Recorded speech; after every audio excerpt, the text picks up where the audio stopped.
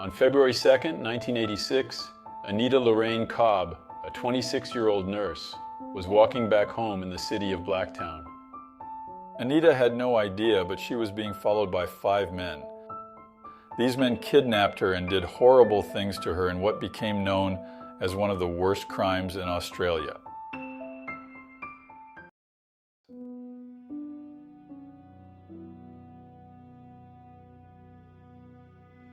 Anita Lorrayne Lynch was born on November 2, 1959 in Sydney, the second most populous city in Australia. She was the daughter of Gary Bernard Lynch and Grace Lynch. Gary was a graphic artist in the Royal Australian Air Force, while Grace was a nurse. Since she was very young, Anita was described as a really pretty girl and was influenced by people close to her to pursue a career as a model. She took part in several beauty contests, in which she won most of them. The most prominent one was the Miss Western Suburbs contest, which took place in November 1979. Anita had a promising career as a model. It was just a matter of time for her to close deals with big brands and make a lot of money. But deep down, even though she liked it, that's not what Anita wanted for her life. So she ditched the modeling career and decided to follow in her mother's footsteps and become a nurse. When Anita joined the nursing course at Sydney Hospital, she met her future husband, a man named John Cobb. The two dated for a while until on March 27, 1982, they got married. After marrying, Anita left her parents' house in Blacktown and moved to Sydney with John, her spouse. She landed a job as a nurse in Sydney, and word has it she was over the moon and making all sorts of plans for the future. Blacktown, the town where Anita's parents lived, is about 21 miles away from Sydney, and whenever she could, she would go there to visit them. The marriage between Anita and John was initially going very well, just like most marriages, but after a few years, the relationship between the two started to cool down, and they ended their relationship. With the breakup, Anita left Sydney and moved back in with her parents in Blacktown. Even though they broke up, Anita and John still kept in touch. Even in a subsequent statement, John mentioned that they had a good relationship and were even considering reconciling at a later time. Even though she moved back in with her parents in Blacktown, Anita kept working as a nurse in Sydney and would commute 21 miles every day to her job. On February 2, 1986, the day started off as usual for Anita. She woke up early, took a shower, had breakfast, and then got ready to go to work. At Sydney Hospital, where she studied to become a nurse, Anita worked her shift until 3 in the afternoon, already at her job. Later, she met up with some friends, and they all went out for dinner in Redfern, a suburb that is situated to the south of Sydney. After having dinner, Anita said goodbye to her friends and then went to the Central Railway Station, where she caught a train that took her to Blacktown Station. Anita arrived at Blacktown Station at approximately 10 o'clock in the evening. She typically contacted her father to request a ride, but on that particular day, the payphone she usually utilized was out of order, rendering her unable to reach her dad. Anita went to a taxi stand that was nearby the station to see if she could find any cabbie who could give her a ride back to her place of residence. However, on that very day, there was not a solitary taxi driver working. Due to that, Anita made the decision that she would walk home. But what she didn't know was that she would never be able to complete her journey. Anita was being checked out by a bunch of dudes, 5 in total, ever since she got off at Blacktown Station. The individuals in question were John Travers, Michael Murdoch, and the Murphy siblings, Michael, Gary, and Les. All of them are well known to the authorities and are regarded as dangerous criminals by law enforcement. The 5 of them were in a stolen car and started following Anita without her noticing. At some point, they stopped the car right next to her, and 2 of the 5 men got out and dragged her into the vehicle. Anita tried to fight against the 2 guys. She kicked and screamed, but they were stronger and managed to overpower her and put her in the car. While she was being dominated by them, A family who lived in a nearby house heard Anita's screams and went out into the street to see what was happening. This family consisted of a 16-year-old teenager, his mother, and his younger sister. They witnessed the exact moment when the two guys were dragging Anita into the car, and upon seeing that, the teenager ran to try to help her. However, the criminals were faster, and after successfully placing Anita inside the vehicle, they accelerated and escaped from the scene. The family returned back inside the house and contacted the police to report what had just occurred. Upon being informed, the police began searching for the criminal's vehicle, which was a white HT Holden Kingswood. Shortly after, a neighbor of the family who witnessed the crime was informed by him about what had happened, and he decided to lend a hand by taking his car to search for the criminals.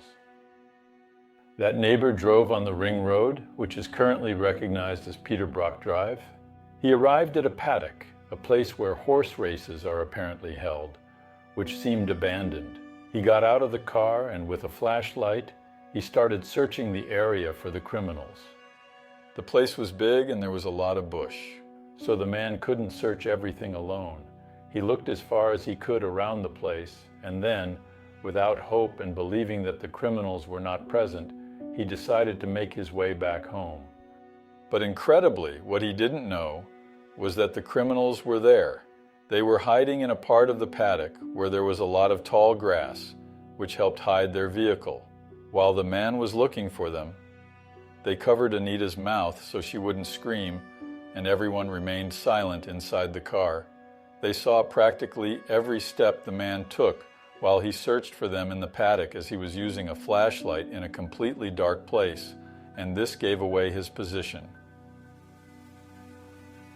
After the man left, the criminals initiated what would eventually be known as one of the most heinous crimes in the history of Australia. Anita, already knowing that the worst awaited her, begged them to let her go, saying that she was married and on her periods.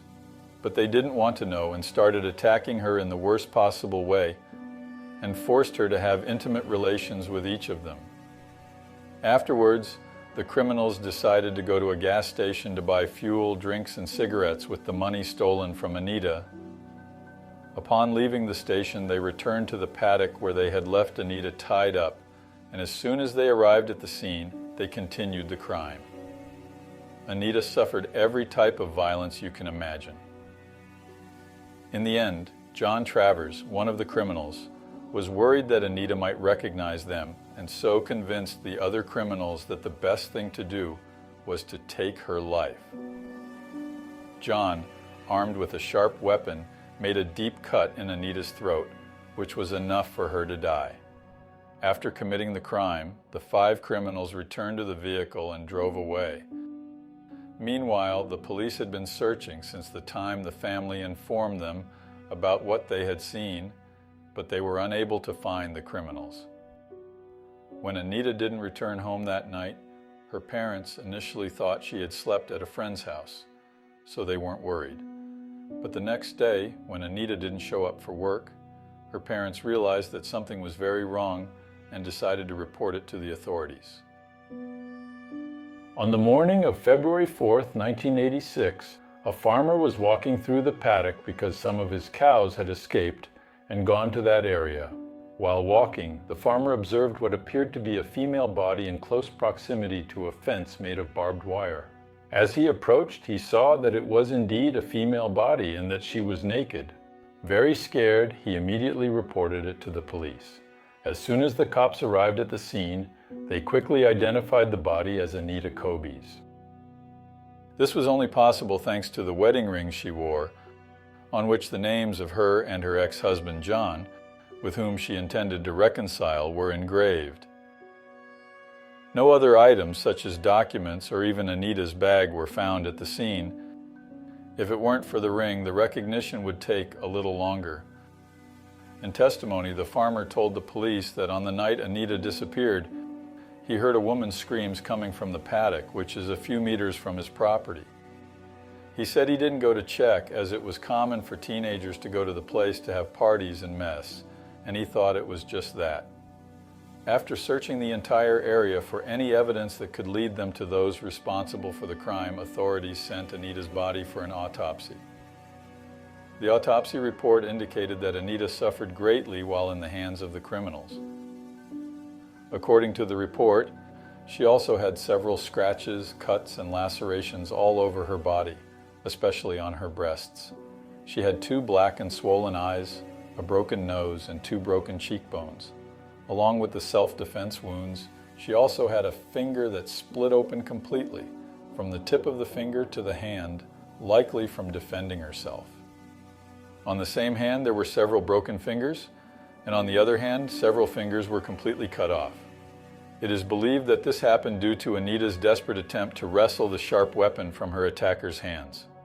The autopsy report concluded that the cause of death was due to the deep cut in the victim's throat. Despite all these horrible things, there's something that made everything even worse. The autopsy also revealed that the victim, Anita Cobby, was a few weeks pregnant. When Anita's parents were informed of what had happened to her, they were completely devastated.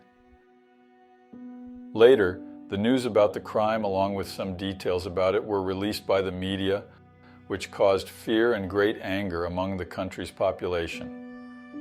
Anita Cobby's funeral took place on February 10, 1986, at Pine Grove Eastern Creek in Sydney. The farewell ceremony was attended by hundreds of people, including family, friends, and co-workers. She was later buried at Pine Grove Memorial Park. John Cobby, Anita's ex-husband, was the first suspect the police investigated. However, he had a good alibi and was soon ruled out by the police. It is said that John was very shaken by what had happened to Anita. The population of the country, and especially of Blacktown, were afraid and angry, as I already mentioned. But this got worse when Anita Cobby's full autopsy report was leaked to the media and was presented live during a morning radio show. People were shocked to learn about all the suffering the victim went through, and the authorities, who were already under pressure to respond to society, came under even more pressure. As a result, the state government offered a reward of 50,000 Australian dollars to anyone who had information that could lead the authorities to the criminals. Subsequently, the police reconstructed all of Anita's steps on the night of the crime.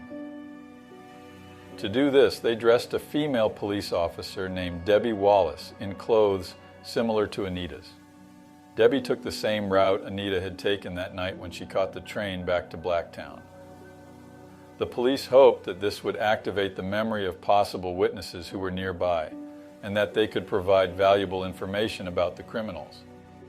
The police also spoke to several passengers who were taking the same train at the same time as Anita, but despite all this effort, no one had seen anything that could help the police.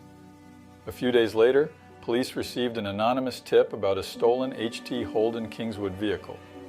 The police went to the address mentioned in the complaint to find out if it was real. Upon arriving at the scene, they managed to locate the stolen vehicle, and along with that, they arrested 3 of the 5 criminals: John Travers, Michael Murdoch, and Les Murphy. Up to now, the police had not made a connection between the stolen vehicle and the vehicle used in the crime against Anita. The vehicle, as we already know, was the same, but the police didn't know, and the report they responded to was because the vehicle was stolen. With that, Michael Murdoch and Les Murphy were seen by the police and later released on bail. John Travers has already been kept in custody because he has a history of violent crimes. With John Travers in custody, some police officers began to connect the dots and began to suspect that he might have participated in the crime against Anita Cobby.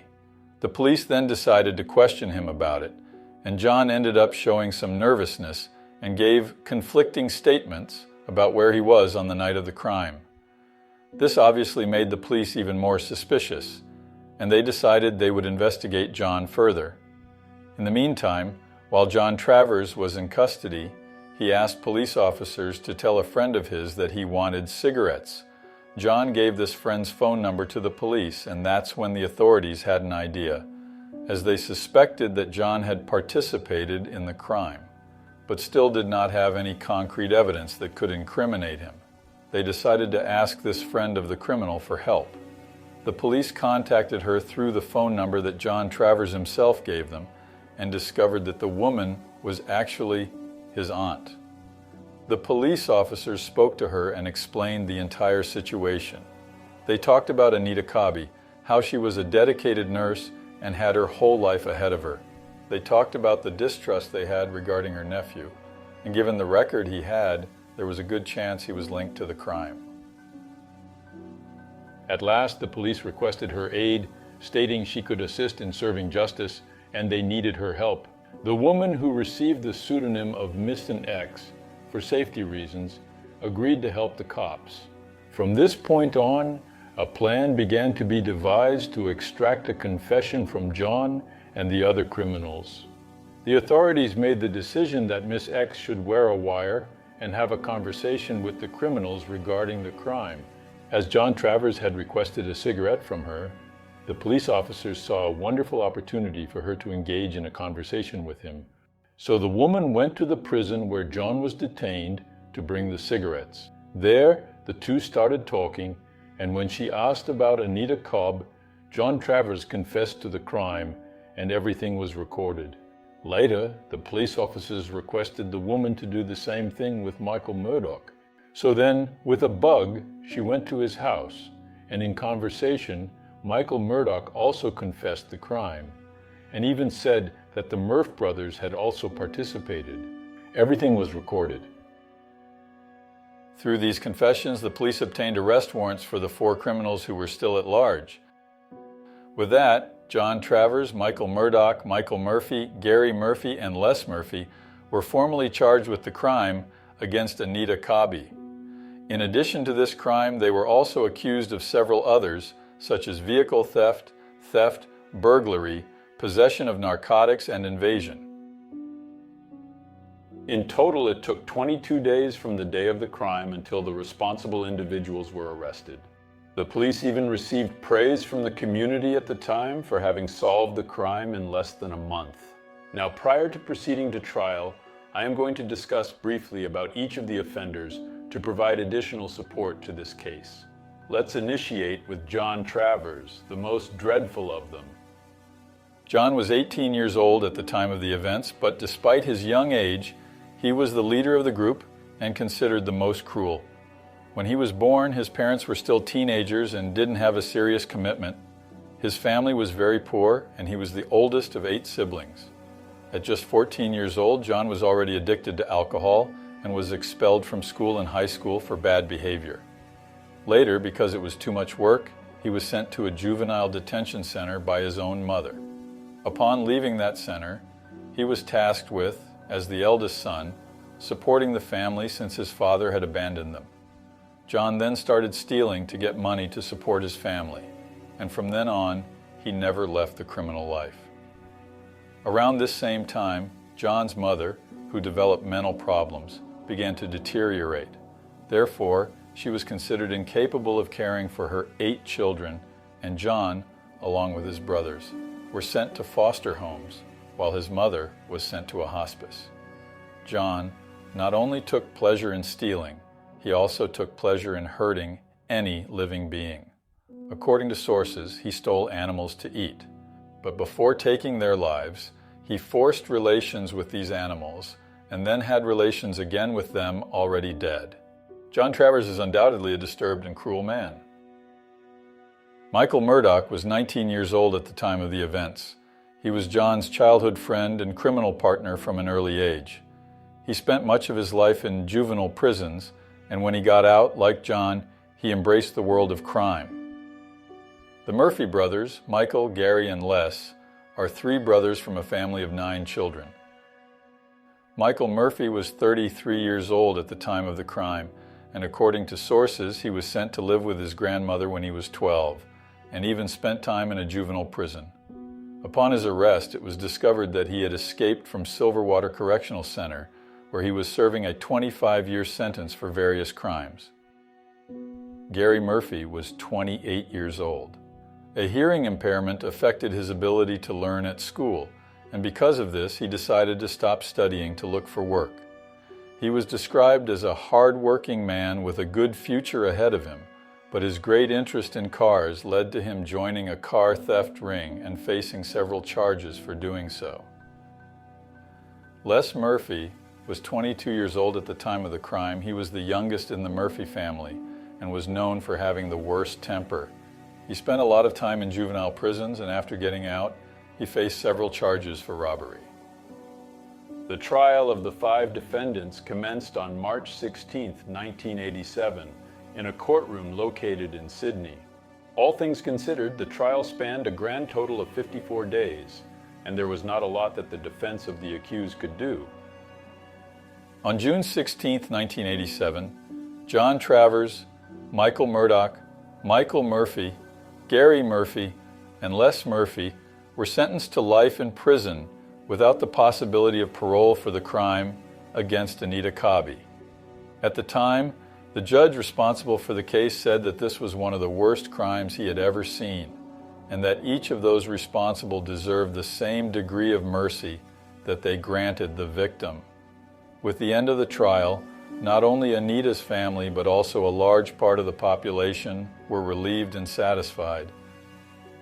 A few years later, Gary and Grace Lynch, Anita's parents, joined forces with Peter and Christine Simpson to create a support group for families of victims of heinous crimes. Peter and Christine Simpson were the parents of Ebony Simpson, a 9-year-old girl who was the victim of a crime in 1992, similar to Anita Cobby's crime. Gary Lynch passed away on September 14, 2008, aged 90, suffering from Alzheimer's disease. Grace Lynch passed away from lung cancer in 2013, aged 88. The couple was together for 54 years. According to sources, John Travers is an extremely troubled inmate. He has been involved in several fights with other inmates and has also tried to escape once. Because of this, he is currently in the Wellington Correctional Center in maximum security. Michael Murdoch is currently incarcerated at the Lithgow Correctional Center, also in maximum security. Michael Murphy was initially housed at the Long Bay Correctional Complex in maximum security. He was then sent to a special protection unit in the same complex, where he spent some time with his brother Gary. In 2018, he was transferred to another unit due to health problems. In February 2019, Michael Murphy passed away from cancer at Long Bay Hospital at the age of 66. Gary Murphy was housed for a while with his brother Michael in the Special Protection Unit at the Long Bay Correctional Complex, as I already mentioned. In 2019, he was severely assaulted by several other inmates while showering in the shower block.